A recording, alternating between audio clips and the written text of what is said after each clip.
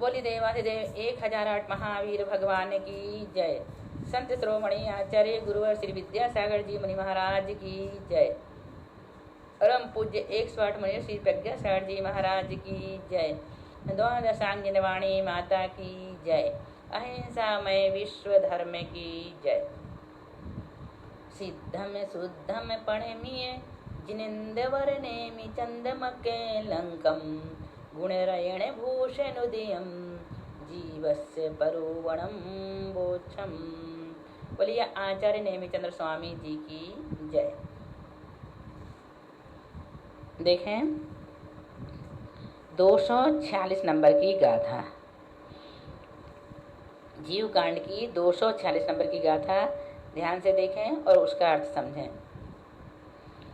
ताड़म समय पवद्धा शेडी असंख्य भाग्य गुणिदे कमा नंतेण यदि तेज दुगा परम परम हो दिशुहम खो। देखो क्या कह रहे, ताड़म यानी औदारिक वैकृक आहारक इन तीन शरीरों के समय प्रबद्ध उत्तरोत्तर क्रम से असंख्य भाग गुणित कमा असंख्यात गुणे हैं और गुणाकार श्रेणी का असंख्यातवा भाग है। अब तेज दुगा तेजस और कार्मण के समय प्रबद्ध नंतेण अनंत गुणे हैं, किंतु ये पांचों ही शरीर कैसे हैं, उत्तरोत्तर सोमम उत्तरोत्तर सूक्ष्म है। औदारिक वैकृक और आहारक शरीरों के समय प्रबद्ध समान है या आगे आगे अधिक है, आगे आगे अधिक है। अर्थात औदारिक से वैकृक में श्रेणी के असंख्यात में भाग गुणित अधिक समय प्रबद्ध हैं और वैकृक से आहारक शरीर में श्रेणी के असंख्यात में भाग गुणित अधिक समय प्रबद्ध होते हैं।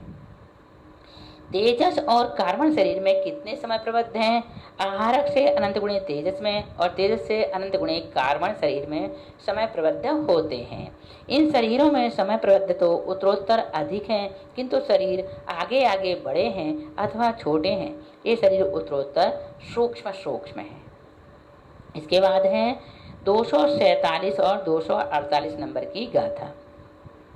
ओ गाहे नाणी ताड़म समय पवद्धान बग्नाणं च अंगुल असंख्य भागा उबरुबरिम संख्य गुणहीना तस्य समय बद्ध बग्गण ओ गाहो सोय अंगुला संख्य भाग हिद बिंद अंगुल मुबरुबरिम तेण भजिदे कमा। देखें ध्यान से, इन शरीरों के समय प्रबद्ध और बरगड़ाओं की अवगाहना अंगुल के असंख्यातवे भाग है। आगे आगे अवगाहना असंख्यात गुणी होती गई है।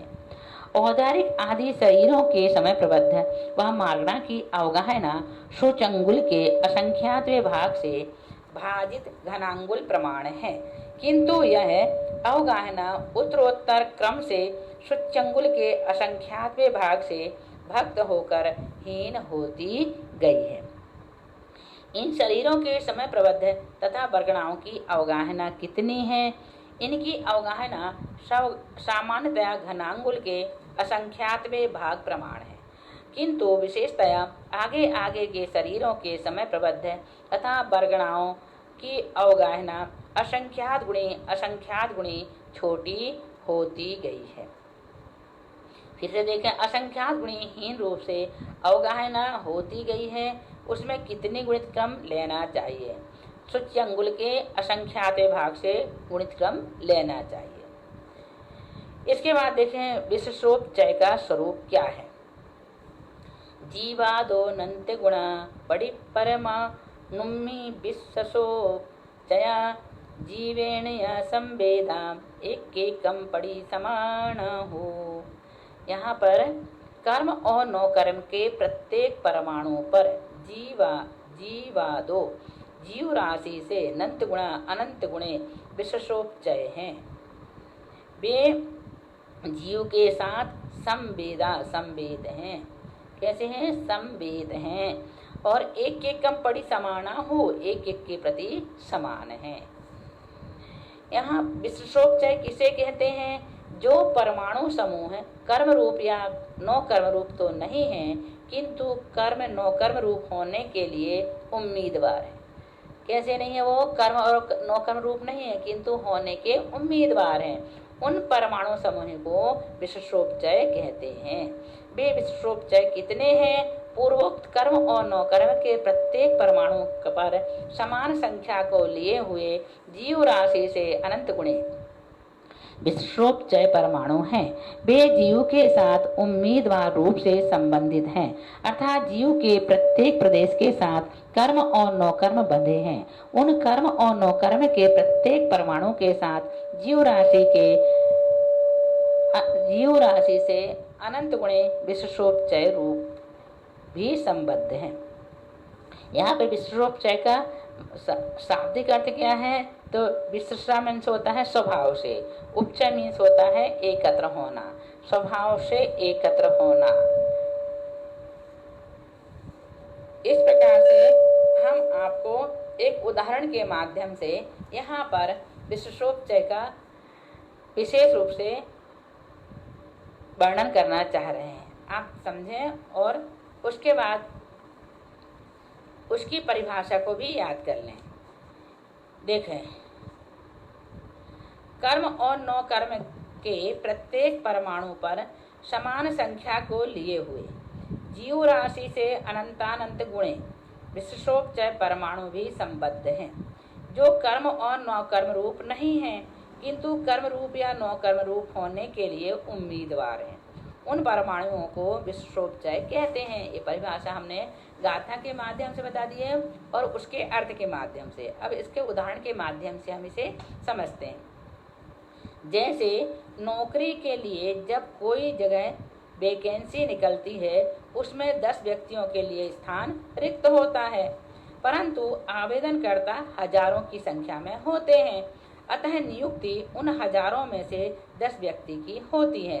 उसी प्रकार जीव के एक एक प्रदेश पर अनंत अनंत कर्म नौकर्म के परमाणु हैं और कर्म नौकर्म के परमाणु के ऊपर जीव राशि से अनंत गुणे विशेषोपचय परमाणु स्थित हैं, जो जीव के राग द्वेषादि भावों का निमित्त पाकर कर्म रूप परिणित हो जाते हैं। ऐसे कर्म रूप होने के लिए जो उम्मीदवार के समान हैं, जो स्वभाव से इकट्ठे हैं, उन्हें ही विशेषोपचय परमाणु कहते हैं। जीव के रागद्वेष आदि भावों का निमित्त पाकर उनमें से सिद्ध राशि के अनंत विभाग या अभव जीवों से अनंत गुणे परमाणु कर्म रूप परिणित हो जाते हैं। आगे समझ में उदाहरण के माध्यम से विशेषोपचय किसे कहते हैं। इसके बाद अगली आता है 250 और 251 नंबर की। उक्कस सट्टी चरी में सग सग उक्कस संचो होदी पण देहाणम बर जोगादि पन देहाणम बर जोगादि स समग्गी सहियाणम आवासया हुभव अर्धा उष्म जोग संकले सोया ओ कट्टु कट्ट नया छेदे गुणिदे कम मन से। देखो अलग अलग उक्कस सट्ठी चरी में सग सग उक्कस संचो होदी पण देहाणम बरजोगादि सामग्य सहियाणम आवासयाहु भव अद्धा उस्सम जोग संकले सोया ओ कट्टु कट्ट नया छेदे गुणित कम मन से। इसका अर्थ देखें, उत्कृष्ट योग आदि अपनी अपनी सामग्री सहित सग सग अपनी अपनी सामग्री सहित पांचों ही शरीर बालों के उत्कृष्ट स्थिति के अंत समय में अपना अपना उत्कृष्ट संचय होता है। कर्मों के उत्कृष्ट संचय से युक्त जीव के उत्कृष्ट संचय करने के लिए ये 6 आवश्यक कारण होते हैं। भवाब्धा, आयुष, योग, संक्लेश, अपकर्षण और उत्कर्षण। कितने हैं? 6। कर्म और नौकर्म के उत्कृष्ट संचय की व्यवस्था बताएं। उत्कृष्ट योग आदि जो सामग्री चाहिए उनके मिलने पर औदारिक आदि पांचों ही शरीर वालों के उत्कृष्ट शरीर के अंत में अपने योग्य कर्म नौकर्म का उत्कृष्ट संचय होता है। उत्कृष्ट संचय की सामग्री कौन सी है? तो भवाद्धा, आयुष, योग, संकलेश, उत्कर्षण और अपकर्षण, यह उत्कृष्ट संचय होने में कारण सामग्री है। भवाद्धा किसे कहते हैं? एक जैसे अनेक भव का कुल काल, इसे भवाद्धा कहते हैं। आयुष एक भव का काल, योग उत्कृष्ट योग, संकलेश तीव्र कषाय रूप परिणाम और अपकर्षण परमाणुओं की स्थिति का घटना, उत्कर्षण परमाणुओं की स्थिति का बढ़ना, ये 6 सामग्री हैं कर्म और नौकर्म के उत्कृष्ट संचय की। तो इसे आप अच्छी तरह समझ लेना। इसके बाद है 252 नंबर की गाथा है, इसे हम बाद में पढ़ाएंगे। बोलिए महावीर भगवान की जय।